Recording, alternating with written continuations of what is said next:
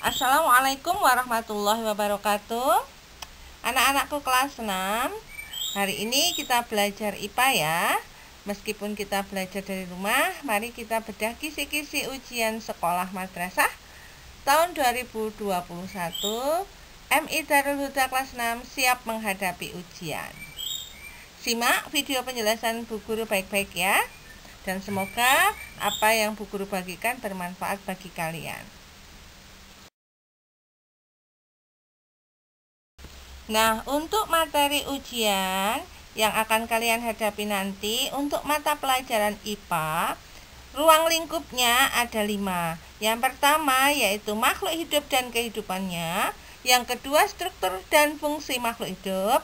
Ketiga, benda dan sifatnya. Keempat, energi dan perubahannya. Dan yang terakhir adalah bumi dan alam semesta. Bu Guru akan bahas satu persatu, mulai dari yang pertama yaitu makhluk hidup dan kehidupannya. Ini nanti kalian akan belajar 5 indikator.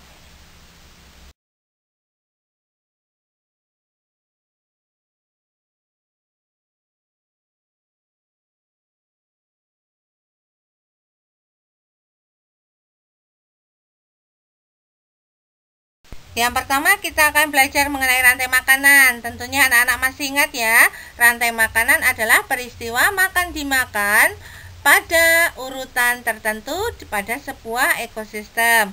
Nah, rantai makanan ini terdiri dari apa saja? Terdiri atas produsen, konsumen, dan pengurai atau dekomposer.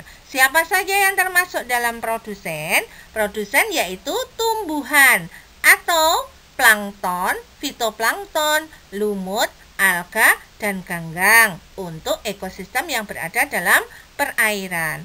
Kemudian untuk konsumen ada 3, yaitu herbivora, omnivora, dan karnivora.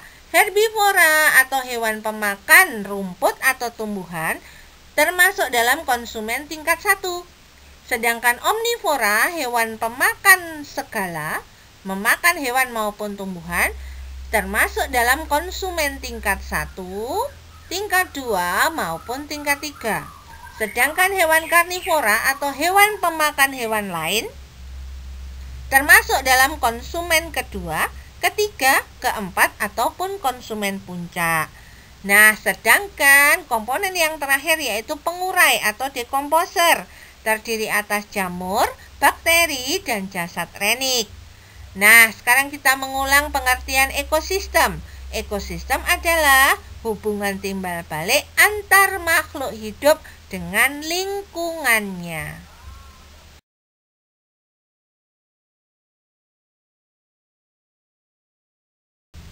Nah, berikut ini macam-macam ekosistem. Ekosistem ada 2 ya. Ekosistem alami atau yang terjadi dengan sendirinya atau ciptaan dari Tuhan. Yang kedua yaitu ekosistem buatan atau yang sengaja dibuat oleh manusia dengan tujuan tertentu. Di situ sudah Bu Guru sebutkan contohnya. Sekarang kita akan belajar mengenai contoh rantai makanan pada ekosistem tertentu. Bu Guru beri contoh, ada ekosistem sawah, ada ekosistem laut, ada ekosistem sungai, hutan, dan kebun. Nah, caranya untuk mengerjakan soal seperti ini adalah carilah organisme khasnya yang ada pada ekosistem tertentu. Contoh kalau di sawah, organisme khasnya pasti ada padi. Kemudian untuk ekosistem kebun, misalnya organisme khasnya pasti ada tumbuhan pisang, sayur-sayuran, jambu, dan lain sebagainya. Setelah itu, lakukan logika makan dimakan.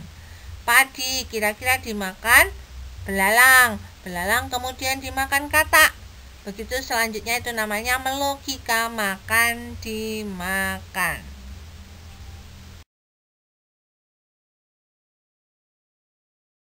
Selanjutnya nanti anak-anak akan diminta untuk menentukan organisme atau makhluk hidup yang tepat pada sebuah rantai makanan. Contoh, ada padi dimakan titik-titik, kemudian titik-titik ini dimakan katak. katak kemudian dimakan ular. Nah, kalian harus bisa menentukan huruf X ini organisme yang tepat apa. Trik mengerjakannya adalah dengan cara melogika makan dimakan. Oh, katak itu kira-kira makan apa ya? Oh, yang makan padi itu kira-kira apa ya?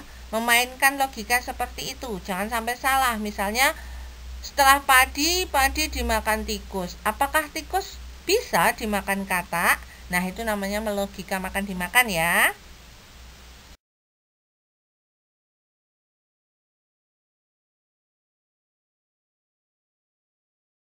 Selanjutnya, nanti anak-anak akan diminta untuk memprediksi perubahan yang akan terjadi pada ekosistem tertentu apabila salah satu komponen rantai makanan itu punah, mati, atau berkembang dengan pesat.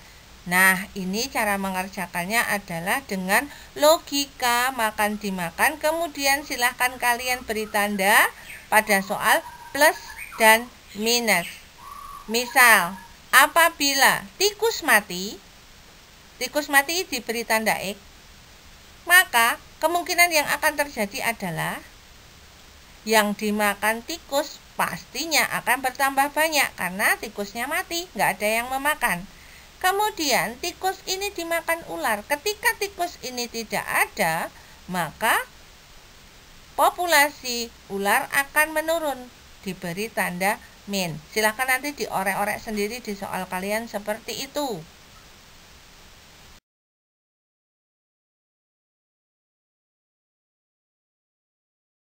Selanjutnya kita akan belajar mengenai hubungan erat atau hubungan khas antar makhluk hidup atau yang sering disebut dengan simbiosis.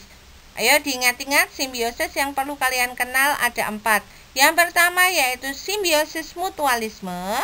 Bu Guru beri tanda plus karena saling menguntungkan, sama-sama untung. Yang kedua yaitu simbiosis komensalisme. Bu Guru beri tanda plus dan 0. Artinya yang satu untung, yang satu tidak apa-apa. Yang ketiga yaitu simbiosis parasitisme.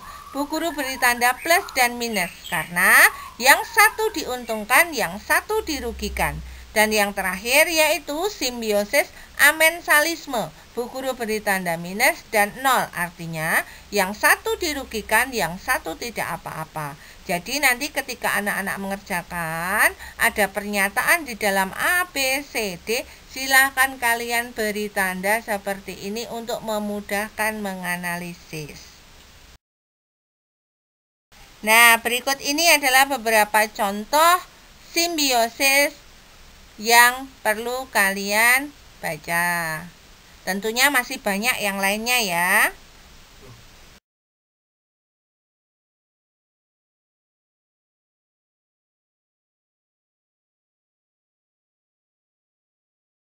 Selanjutnya kita akan belajar mengenai tujuan pelestarian atau penyebab berkurangnya hewan atau tumbuhan tertentu pada suatu kawasan atau wilayah. Nah, apa tujuan dari pelestarian hewan atau tumbuhan tertentu? Nah, tujuannya adalah agar tidak punah atau agar populasi tetap terjaga. Nah, sekarang apa penyebab dari berkurangnya hewan atau tumbuhan?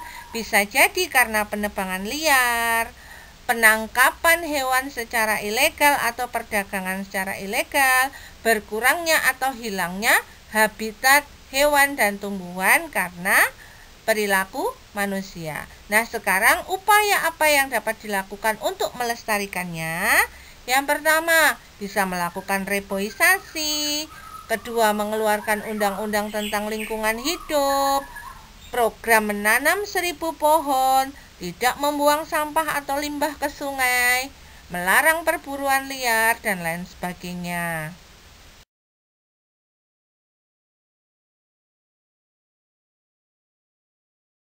Nah, yang selanjutnya yaitu materi adaptasi atau penyesuaian diri makhluk hidup.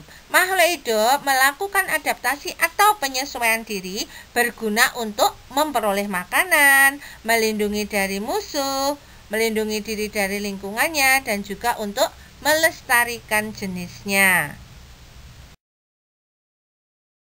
Nah, bentuk-bentuk adaptasi makhluk hidup itu ada 3. Yang pertama yaitu adaptasi morfologi, yang kedua adaptasi fisiologis, dan yang ketiga adalah adaptasi tingkah laku. Nah, apa itu adaptasi morfologi?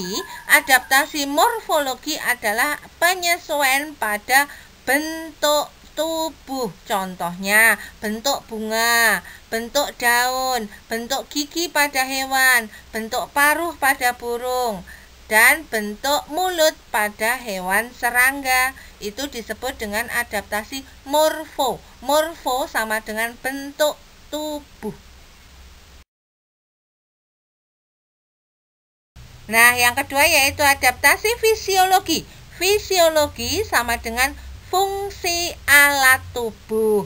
Contohnya, ada jenis tumbuhan tertentu yang mengeluarkan zat yang bisa membunuh hewan, atau tumbuhan yang bisa mengeluarkan zat yang membuat rumput di sekitarnya tidak dapat tumbuh. Kemudian ada hewan berdarah dingin, hewan berdarah panas. Nah, itu contoh-contoh bentuk adaptasi fisiologi. Yang ketiga yaitu adaptasi tingkah laku atau perubahan tingkah laku makhluk hidup. Contoh, ikan paus dan ikan lumba-lumba sesekali keluar ke permukaan mengambil oksigen. Kemudian bunglon mengubah warna kulitnya, cicak memutuskan ekornya, beruang kutub melakukan hibernasi atau tidur panjang pada musim dingin, dan contoh-contoh lainnya. Selanjutnya, kita akan belajar mengenai dampak dari perilaku atau kegiatan manusia yang berakibat buruk bagi lingkungan. Apa saja perilakunya? Bisa jadi pertambangan, pengambilan barang-barang tambang baik di darat maupun di lautan. Kemudian, membuka lahan baru dengan cara membakar hutan, membuang limbah atau sampah sembarangan. Itu adalah contoh-contoh perilaku kegiatan manusia yang berakibat buruk bagi lingkungan. Nah, apa saja dampaknya? Dampaknya bisa merusak struktur tanah dan air, dapat mencemari lingkungan, hewan kehilangan tempat tinggal dan sumber makanan, dan lain sebagainya. Nah, sekarang kita belajar mengenai manfaat pelestarian alam. Manfaat dari kita melestarikan alam adalah kita bisa terhindar dari bencana. Yang kedua, menjadikan lingkungan kita menjadi lebih sejuk dan lebih sehat, bebas polusi, air bersih, nyaman untuk menjalankan aktivitas, dan lain sebagainya.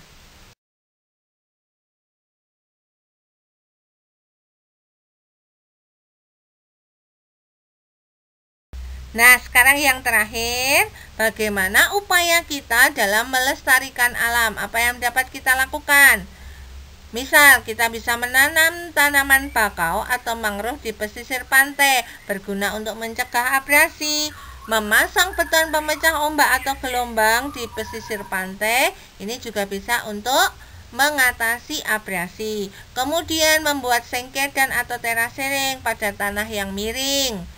Melakukan reboisasi atau penghijauan kembali hutan yang mengalami gundul. Kemudian mengembangkan burung hantu Tito alba untuk mengendalikan hama tikus di sawah. Tentunya masih banyak lagi ya upaya pelestarian alam. Nah, ini dulu untuk materi makhluk hidup.